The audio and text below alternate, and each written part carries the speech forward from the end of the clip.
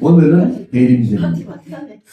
교회력으로 새해가 시작되는 첫째 주일이 대림절입니다. 교회력은 한 해를 시간의 순서가 아니고 예수님의 삶과 구원의 역사를 중심으로 정해놓고 있습니다. 그래서 교회력은 예수님의 탄생과 순환, 또 부활과 성령 강림을 중심으로 이렇게 구성되어 있죠. 먼저 예수님의 탄생과 관련해서 대림절, 또 성탄절, 주현절 이렇게 있고, 그 다음에 이어서 예수님의 고난받으신 고난절, 부활절, 성령 강림절 이렇게 이어집니다. 그리고 이 절기를 제외한 1년 중 나머지 기간은 각 교단마다 조금씩 다르게 지킵니다. 그래서 대부분의 교단은 성령 강림 후 절기 이렇게 얘기를 합니다. 성령 강림 후 절기 한 첫째 주, 둘째 주, 셋째 주, 넷째 주 이렇게 쭉 몇몇째 주 이렇게 이제 끝까지 지키고 그 다음에 대림절 이렇게.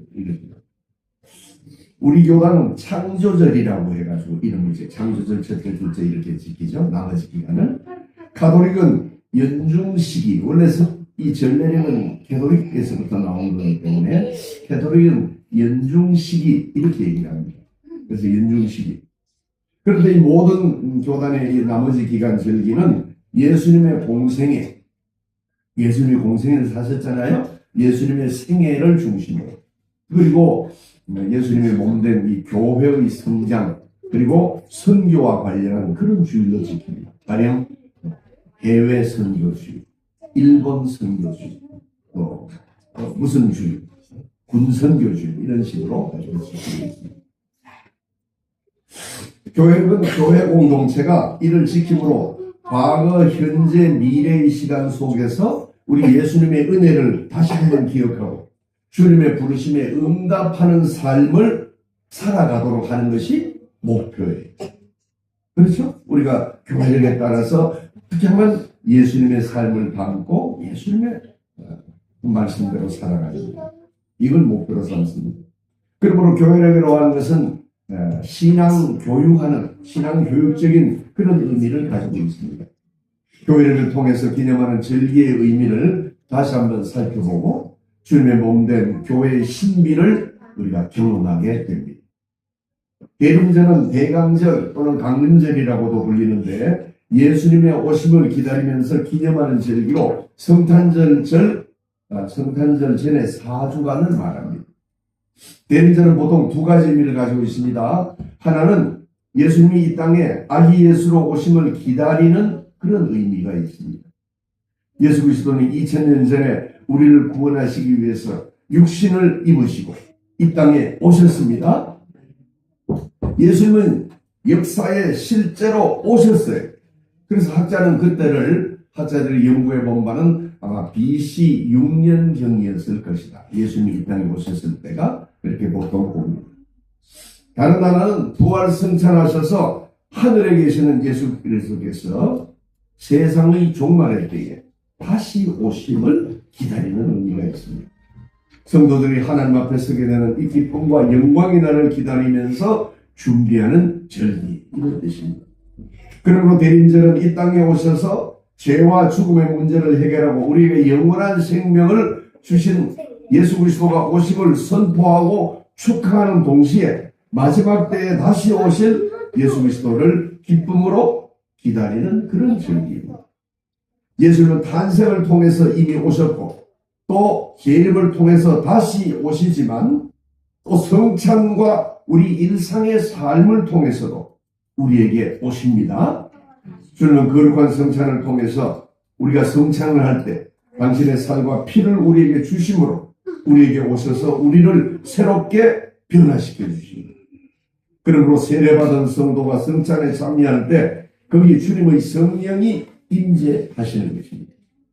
또한 지금도 우리의 일상의 삶에 오셔서 말씀과 성령으로 역사하시고 우리의 찬송과 기도를 들으시고 우리를 위로하시고 우리에게 은혜를 주시는 것을 믿으시기 바랍니다. 이렇게 예수님은 오십니다. 구약 성경은 이 메시아가 오실 것을 예언하고 있어요. 미가서는 메시아가 베들레헴 에브라다에 거기서 태어날 것이라 예언했고 이사야서는 우리가 잘 아듯이 보라 처녀가 잉태하여 아들을 낳을 것이요 그 이름을 임마누엘이라 하리라. 임마누엘, 주님이 우리와 함께 하신다, 이런 뜻이죠. 그렇게 예언했습니다. 오늘 본문인 스가랴서에는 오시는 메시아의 모습에 대해서 어떤 분이 메시아인지 이걸 예언하고 있는데, 이는 또한 세약 성경 복음서에 그대로 성취된 것으로 나오고 있습니다. 스가랴 9장 9절을 제가 다시 한번 읽어볼게요. 시온에 따라 크게 기뻐할지어다. 예루살렘에 따라 즐거이 부를지어다. 보라, 내 왕이 내게 임하시나니 그는 공의로우시며 구원을 베푸시며 겸손하여서 나귀를 타시나니 나귀의 작은 것 곧 나귀 새끼입니다. 스가랴는 왕이 임하시니 기뻐하고 즐거워하라, 이렇게 예언했어요. 예루살렘에 따라 시온에 따라 하는 이 말은 약속민족으로서의 이스라엘을 말합니다. 왕은 예수 그리스도를 말하는 거죠. 예수 그리스도는 하늘과 땅의 모든 권세를 가진 그런 왕으로 이 땅에 오신다는 거예요. 그러므로 스가랴는 외치기를 보라 왕이 오신다. 그러므로 크게 기뻐하고 즐거이 노래할지어다, 이렇게 얘기했습니다. 시편 118편에도 예수 그리스도가 오시는 날은 기뻐하고 찬양하라, 이렇게 선포했습니다. 건축자가 버린 돌이 집 모퉁이의 머릿돌이 되었나니 이는 여호와께서 행하신 것이요 우리 눈에 기이한 바로다. 이날은 여호와께서 정하신 것이라 이날에 우리가 즐거워하고 기뻐하리로다. 여호와여 구하옵나니 이제 구원하소서. 여호와여 우리가 구하옵나니 이제 형통하게 하소서. 과연 하나님의 정한 때가 되었을 때에 예수님이 오셨습니다. 그것이 역사의 BC 6년경이에요. 오십니다. 갈라디아 4장 4절은 말합니다. 때가 참에 하나님이 그 아들을 보내사 여자에게서 나게 하시고, 때가 찼으므로 하나님이 정한 때가 되었으므로 예수 그리스도가 이 땅에 구주로 오신 겁니다. 예수 그리스도가 오심으로 구원이 선포되었습니다. 예수 그리스도가 오심으로 우리는 죄에서 벗어나서 참된 자유를 누리게 되었습니다. 그러므로 이날은 구원의 기쁨을 감출 수가 없고 온 교회가 마땅히 호산나 우리를 구원하소서, 이렇게 구주 예수 오셨네, 이렇게 기쁘게 찬양해야 될 줄 믿으시기 바랍니다. 스가랴 예언한 예수 그리스도의 모습은 기쁘다 구주 오셨네 이렇게 찬양하는 모습은 그렇게 이날을 경배해야 되고, 또 그리스도의 모습을 어떻게 표현했냐면 공의로우시며 구원을 베푸시며 겸손하시다, 이렇게 얘기했어요. 예수님의 모습이 여러 개 있죠. 인자하시고 자비로운 모습이 있고 온유하신 모습이 있고 다 있는데, 특별히 스가랴가 예언한 말씀 중에 보니까 공의롭고 구원을 베푸시고 겸손하신 분으로 오신다는 거예요. 그게 예수님의 모습입니다. 먼저 주님은 공의롭다고 말씀합니다. 그는 공의로우십니다. 하나님과 하나님의 백성, 즉 우리들의 관계는 언약으로 맺어져 있습니다. 하나님은 애굽을 탈출한 이스라엘 백성에게 시내산에서 언약을 맺으셨죠? 출애굽기 19장 5절 6절에 보니까 세계가 다 내가 속하였나니 너희가 내 말을 잘 듣고 내 언약을 지키면 너희는 모든 민족 중에서 내 소유가 되겠고 너희가 내게 대하여 제사장 나라가 되며 거룩한 백성이 되리라. 하나님은 자기 백성을 건지고 지키실 의무를 스스로 지셨어요. 온 세계가 주님께 속했기 때문에 이스라엘 백성은 하나님의 말씀을 잘 듣고 하나님에게서만 삶과 구원을 기대하면서 하나님의 뜻을 따를 때 거룩한 백성이 되고 제사장 나라가 된다고 말씀해 주신 거예요. 그러므로 하나님의 공의로우심이라고 하는 것은 하나님이 약속을 지키시는데 성실하시고 신실하다는 뜻입니다. 물론 하나님이 공의롭다는 하나님이 정의롭다는 그런 뜻인데, 우리가 생각하는 그런 정의, 그런 뜻이 아니고, 물론 그런 뜻도 다 포함이 되어서 하나님이 약속을 지키시는데 진실하시고 성실하시고 신실하다는 거예요.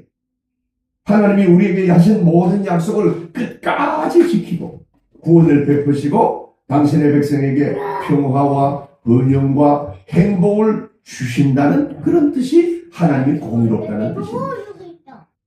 사람이 의롭다 하는 말씀은 하나님의 말씀에 순종하는 것을 말하는데, 이것은 곧 예수 그리스도가 우리를 위해서 피 흘려 죽으신 것을 믿음으로 받아들이는 걸 말합니다. 주님을 믿는 자는 그렇게 주님이 나를 위해서 피 흘려 돌아가셨다고 하는 걸 믿는 사람, 그 사람을 하나님은 의롭다 하심을 주시는 거예요. 우리가 선한 일을 많이 하는 것도 중요하지만, 물론 예수 믿는 사람이 다 선한 일을 하지만, 특별히 여기서 인생이 의롭다고 하는 것은 주님을 나의 구주로 믿는 것, 그것을 의롭다고 인쳐주시는 겁니다. 그러므로 예수님이 공의로우신 주님이라고 하는 말씀은 주님이 약속을 지킨다는 신실한 분인 것을 믿으시기 바랍니다. 우리를 위해서 스스로 약속하신 그 모든 언약을 끝까지 지키신다는 거예요. 하나님은 인생과 같지 않습니다. 우리는 약속을 쉽게 어기죠. 그러나 우리 주님은 신실하고 성실하셔서 우리의 구원을 이루기 위한 모든 약속을 지키시는 공의로우신 주님이심을 믿으시기 바랍니다. 공의로우신 주님, 약속을 끝까지 신실하게 성실하게 지키는 하나님을 찬송하시기 바랍니다. 하나님이 공의롭다고 하는 게 그 말씀이에요. 하나님이 내게 주신 말씀, 내 삶에 분명히 이루어 주시겠다고 하신 약속을 우리는 잊어버릴 때라도 하나님은 잊지 않으시고, 우리가 기도하고 우리가 맹세하고 다짐한 것들을 하나님은 꼭 기억하시고 그 약속을 신실하게 끝까지 성실하게 이루시고 지켜주시는 하나님이심을 감사하시기 바랍니다. 그 하나님을 찬송하시기 바랍니다. 두 번째로 예수 그리스도는 구원을 베푸신다 그랬죠? 구원을 베푸시며, 주님은 십자가에 달리기 5일 전에 예루살렘으로 입성을 했습니다. 6월절은 히브리력으로 아비월의 14일인데 예수님이 예루살렘에 들어가신 것은 10일에 들어가셨습니다. 이날은 6월절에 쓸 제물을 구별하여 이렇게 어린 양을 각 가정별로 마련해 두는 날입니다. 바로 이날에 우리를 구원하시기 위해서 예수 그리스도께서 6월절 어린 양으로 그 모습을 예루살렘 성에 나타내신 거예요. 따라서 예수님이 예루살렘에 들어가신 사건은 우리의 구원을 위해서 주님이 십자가를 지시는 임박한 고난을 미리 보여주시는 거예요. 미리 고난을 받으시기 위해서 스스로 자신을 어린 양 희생제물로 해서 예루살렘에 들어가십니다. 그리고 예수님은 바로 그 전날 밤에도 저녁 식사 때 마리아가 그의 발에 향유를 부어서 예수님의 장례를 이미 준비해 주셨습니다. 주님은 구원을 베푸시는 주님으로 오셨습니다. 어린 양으로서 희생제물이 되심으로 거룩한 피를 흘려 우리를 죽을 수밖에 없는 죄악에서 건져 구원을 베푸셨습니다. 주님의 고난 받으심으로 우리는 나무를 입었고 영원한 생명을 얻었습니다. 아멘. 주님은 구주이심을 믿으시고 영접하시기 바랍니다. 아멘. 세 번째로 예수 그리스도는 겸손하다고 말씀합니다. 겸손하여서 나귀를 타시나니 나귀의 작은 것 곧 나귀 새끼입니다. 마태복음 21장은 이 스가랴에 있는 말씀을 이어서 예수님이 예루살렘 입성하실 때 실제 모습을 기록하고 있습니다. 스가랴는 예언을 기록했고 이 다른 복음서는 실제 있는 모습을 직접 보고 기록한 거잖아요. 제자들이 5절에 보니까 시온 딸에게 이르기를 내 왕이 내게 임하나니 그는 겸손하여 나귀 곧 먹에 매는 짐승의 새끼를 타도다. 주님은 나귀 새끼를 타시고 예루살렘 성에 들어가셨습니다. 예수님은 위험을 부리지 않고 자신을 낮추어 나귀를 타십니다. 나귀는 높은 사람을 위해서 있는 게 아닙니다. 봉사하기 위해서 있는 거죠. 싸움을 위해서가 아니라 짐을 지기 위해서 있는 겁니다. 나귀 새끼는 어떤 안장이나 어떤 장식이나 어떤 사람이 태워줄 수 있는 그런 마구나 이런 것도 존재하지 않습니다. 왕이신 예수님은 마음이 약한 사람은 감히 접근할 수 없는 그런 큰 말을 타고 오신 게 아니에요. 또는 발걸음이 느린 사람이 따라갈 수 없는 뛰어가는 말을 타고 오신 것도 아닙니다. 또 무리를 앞세우거나 나팔을 불면서 이렇게 의기양양하게 오신 것이 아닙니다. 어떤 사람도 실망하지 않고 누구도 가까이 갈 수 있도록 조용한 나귀를 타고 오셨습니다. 이것은 주님의 나라가 이 세상에 속하지 않음을 보여주시는 것입니다. 주님이 나귀 새끼를 타신 것은 매우 초라하고 평범하지만 주님이 겸손하시고 온유하심을 보여주신 것을 믿으시기 바랍니다. 주님은 온유하시고 겸손하십니다. 이게 너무나 큰 소망이 되죠. 예수님의 인자와 자비하심으로 구원을 이루어 주십니다. 그러므로 예수님은 모욕과 경례를 받는데 온유하십니다. 우리는 조그마한 모욕을 받으러도 사람의 마음속에서 큰 화를 내뿜으면서 분노하게 됩니다. 그렇죠? 우리가 말을 실수해서 상대방의 마음이 기분이 나쁘면 급하게 우리 얼굴색이 변하면서 도저히 상종 못할 사람처럼 그렇게 마음속에 분노가 일어날 때가 있습니다. 우리가 예수 믿는 사람도 그렇습니다. 그러나 예수님은 모욕과 경멸을 받는데 온유하십니다. 주님은 십자가에 달릴 때 그렇죠? 뺨을 맞기도 하고 찢기기도 하시고 그런 고난을 받으셨습니다. 또 자기 백성들의 어리석음을 참는데 온유합니다. 우리는 다른 사람의 어리석음을 참지 못하죠. 왜 이걸 이렇게 하지 않았느냐 이렇게 분노할 때가 많습니다.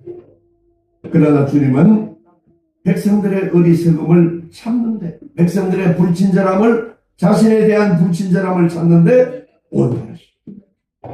주님은 나 같은 죄인까지도 용납하시며 사랑으로 맞아주시는 무심을 기억하시고 믿으시기 바랍니다.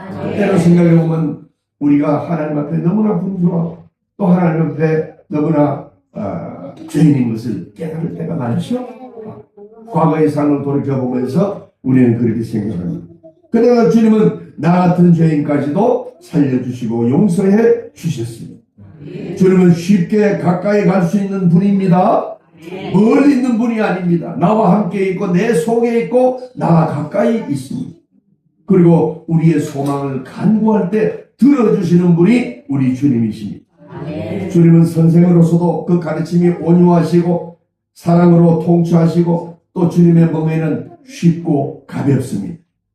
주님은 비천한 자에게 친절히 대하시고 불행한 자에게 긍휼을 베풀어 주십니다. 우리는 나하고 나보다 더 좋은 사람에게 나보다 더 멋있는 사람에게 희망을 걸고 그 사람을 잘 대해주려고 합니다. 그러나 우리 주님은 비천한 자 불행한 자에게 긍휼을 베푸시고 그 기도를 들어주십니다. 그래서 마태복음 11장 28절에서 30절까지 우리가 잘 아는 기절이죠. 수고하고 무거운 짐진 자들아 다 내게로 오라. 내가 너희를 쉬게 하리라. 날 마음이 온유하고 겸손하니 내 멍에를 보고 내가 배우라. 그래야만 너희 마음이 쉼을 얻으리라. 우리가 다 수고하고 무거운 짐진 자들인데 주님 앞에 나가서 온유함을 주님의 멍에를 메고 주님이 주시는 멍에로 쉽게 가볍게 주의 이름으로 승리하시기 바랍니다. 예수님은 겸손한 모습으로 오셔서 자신의 피로 구원의 역사를 이루어 주셨습니다. 예수님을 맞이하는 그 백성들의 모습은 또 어떻습니까? 8절 9절에 보니까 무리의 대다수는 그들의 겉옷을 길에 펴고 다른 이들은 나뭇가지를 베어 길에 펴고 앞에서 가고 뒤에서 따르는 무리가 소리 높여 이르되 호산나 다윗의 자손이여 찬송하리로다. 주의 이름으로 오시는 이여 가장 높은 곳에서 호산나 하다. 백성들이 어떻게 했습니까? 그들은 최선을 다한 모습을 보여줍니다. 예수 그리스도를 영화롭게 하기 위해서 물론 다시 그들이 변절해서 예수님을 못 박혀 십자가에 못 박지만은 예루살렘 성에 들어올 때 그들의 모습은 예수 그리스도를 영화롭게 하기 위해서 애썼습니다. 그들은 자신의 겉옷을 길에 폈다는 거예요. 이것은 주님에 대한 경의와 순종을 나타냅니다. 그리스도를 왕으로 삼는 자는 자신의 모든 것을 주님의 발 아래에 두어야 합니다. 주님의 발 아래. 이것이 그 마음의 표시입니다. 우리가 예수 그리스도를 왕으로 모시기 때문에 우리는 주님 앞에 우리의 모든 것을 바쳐야 합니다. 우리는 주님의 발 아래에 있어야 합니다. 예수님은 그들의 이 선한 뜻을 받아들여서 그 나귀 위에 겉옷을 피고 또 나귀의 가는 앞길에 이렇게 나뭇가지를 놓았을 때에 그것을 그대로 받아들였습니다. 사람에게는 우리가 그렇게 할 필요가 없지만 주님이 오실 때는 우리의 영혼과 마음을 모두어서 예수 그리스도에게 우리의 허리를 굽혀야 될 줄 믿으십니다. 믿어야 됩니다. 네. 주님을 만나는데 우리의 자존심이 필요합니까? 그렇지 않습니다. 사람을 만날 때 우리가 자존심이 있죠. 그렇죠? 그렇습니다. 그러나 우리가 예수님을 만날 때는 우리의 자존심이 필요하지 않습니다. 우리는 주님 앞에 우리의 무릎을 꿇어야 합니다. 우리가 가진 것을 주님을 위해서 헌신하고 또 우리의 마음을 주님께 드려야 합니다. 진심으로 주님을 경배할 때 하나님이 기뻐하실 줄 믿습니다. 주님은 세상에 미련한 것들을 택하여 지혜 있는 것들을 부끄럽게 하셨어요. 세상에 약한 것을 택해서 강한 것을 부끄럽게 하시고 세상에 천한 것들과 멸시받는 것들과 없는 것을 택해서 있는 것을 피하신다. 고린도서에 말씀해 주셨습니다. 우리도 주님을 온전히 영접하면서 주님을 영화롭게 섬기시기 바랍니다. 또 어떤 사람은 나뭇가지를 귀에 폈습니다. 나뭇가지라는 건 승리를 상징하는 종려나무의 가지, 그 잎사귀, 이걸 말합니다. 나귀가 나아가는 길에 계속해서 폈다는 거예요. 백성들은 주님을 영접한 것이 한 번에 끝난 것이 아니고 나귀가 나아가는 길에 꾸준히 이 승리를 상징하는 종려나무 가지를 피웠다. 이것은 계속해서 주님을 경배하는 것을 말합니다. 우리가 마음이 뜨거워질 때 하나님을 잠시 섬겼다가 또 마음이 식어지면 하나님을 멀리하고 그렇게 하는 것이 아니고 꾸준히 하나님을 경배하는 것을 보여줍니다. 백성의 무리는 주의 이름으로 오시는 이여 가장 높은 곳에서 호산나라고 찬송했습니다. 예수 그리스도는 주님의 이름으로 오십니다. 여기 주의 이름으로 오라는 건 이때 주는 하나님 아버지를 말하는 거죠. 하나님의 이름으로 온다. 즉 예수 그리스도가 하나님과 동일하시다. 하나님과 같은 신성을 가진 하나님이다. 이런 뜻입니다. 예수 그리스도는 본체와 하나님과 동등되었으나 그 동등됨을 여길 것으로 여기지 아니하시고 하늘 보좌를 버리고 오셨습니다. 이 빌립보서에 이렇게 나오잖아요. 그는 하나님과 동일한 본체시지만 동일하게 여김을 받지 않으시고 이 땅에 오셨습니다. 그러므로 우리는 예수 그리스도를 통해서 하나님의 위로, 하늘의 위로를 누리게 되었습니다. 그러므로 우리는 호산나 우리를 구원하소서 이렇게 구원의 찬송을 올릴 수가 있게 된 겁니다. 주님의 이름이 모든 이름보다 뛰어나십니다. 주님의 보좌가 모든 보좌 위에 높이 놓여 있습니다. 그러므로 우리는 기쁘고 거룩한 마음으로 존귀하신 주님을 높이고 찬양하시기 바랍니다. 4절에서 주님은 나귀와 나귀 새끼를 끌고 오라고 또 말씀합니다. 이것은 예수 그리스도의 명령을 인간의 어떤 판단의 기준으로 삼아서는 안 된다는 것을 보여줍니다. 오직 주님의 말씀은 순종해야 된다. 이걸 가르쳐주는 거예요. 주님의 명령을 신실하게 듣고 순종하는 사람은 주님의 말씀을 놓치거나 그렇게 함으로써 실패하지 않는다는 거예요. 우리가 어떨 때 주님의 명령 하나님의 말씀을 읽을 때 잘못 이해해가지고 요거는 빼놓고 이건 나한테는 해당되지 않는 거라고 이렇게 생각할 수가 있습니다. 그러나 주님의 명령은 순수하게 받아들여야 됩니다. 그와 마찬가지로 그들이 나귀와 나귀 새끼를 데려오라고 할 때 주인이 있으면 어떻습니까? 이렇게 묻지 않았어요. 그들은 의심 없이 나아갔으며 제자들은 나귀와 나귀 새끼를 끌고 왔습니다. 우리는 믿음의 길에서 어떤 외부의 형편에 지나치게 민감하거나 또 어떤 형편 때문에 판단이 흐려지거나 또는 어떤 상황이 우리 주변에 둘러싸이는 상황이 주님의 말씀과 또 다르게 다른 것으로 이해해가지고 이게 더 정확하다. 그러니까 나는 말씀보다 이게 먼저야. 이렇게 생각하지 말라는 그런 뜻입니다. 상황이나 형편보다 주님의 말씀이 우선하는 것을 믿으시기 바랍니다. 하나님의 말씀을 읽을 때 이 말씀이 더 우선한다는 거예요. 주님의 명령, 주님의 말씀을 믿음으로 순종할 때에 거기 상황이 변화가 일어나고 거기 주님의 역사가 일어나는 줄 믿습니다. 어려움이 있을 때 우리가 하나님 말씀을 통해서 내 마음에 주시는 그 말씀을 믿음으로 받아들이면 그 믿음 속에 하나님이 말씀으로 역사해 주셨습니다. 상황이 변화하고 역사가 일어나게 되는 겁니다. 그래서 루터는 이런 말을 했어요. 우리가 주님을 찾는 것이 아니라 주님이 우리를 찾아오신 것입니다. 우리가 주님을 발견한 것이 아니라 주님이 우리를 발견하셨다. 주님은 일을 시작하시고 일을 유지하시고 일을 완성하시는 분임을 믿으시기 바랍니다. 우리가 잘 아는 예레미야 33장 2, 3절이죠. 일을 행하시는 여호와 그것을 지어 성취하시는 여호와, 그 이름을 여호와라 하는 자가 이같이 이르노라. 너는 내게 부르짖으라. 내가 내게 응답하겠고 내가 알지 못하는 크고 비밀한 일을 내게 나타내리라. 보신다고 말씀해 주셨어요. 주는 우리의 왕이 되시고 우리를 죄와 죽음에서 구원하시기 위해서 자신을 내어주셨습니다. 이보다 더 큰 사랑이 어디 있겠습니까? 그것은 주님의 모든 것이 우리의 것이 되도록 하기 위해서 가장 큰 것을 보여주신 거예요. 몸까지 내어주신 우리 예수 그리스도께서 우리를 위해서 더 큰 것을, 어떤 것은 우리를 위해서 주실 줄 믿으시기 바랍니다. 주님은 공의로우셔서 신실하시고 약속을 끝까지 지키시고, 또 주님은 구원을 베푸시고, 주님은 겸손하신 분으로 오셨습니다. 오시는 주님을 간절히 기다리시기 바랍니다. 주님을 향해서 소리 높여 호산나 우리를 구하소서 외치시기 바랍니다. 주님의 오심을 사모할 때 우리는 예수님을 점점 닮아가게 됩니다. 주 안에서 소망을 품고 다시 오실 주님의 그 자리를 마련하고 있을 때 우리의 삶이 변하고 주님의 은혜를 누리게 됩니다.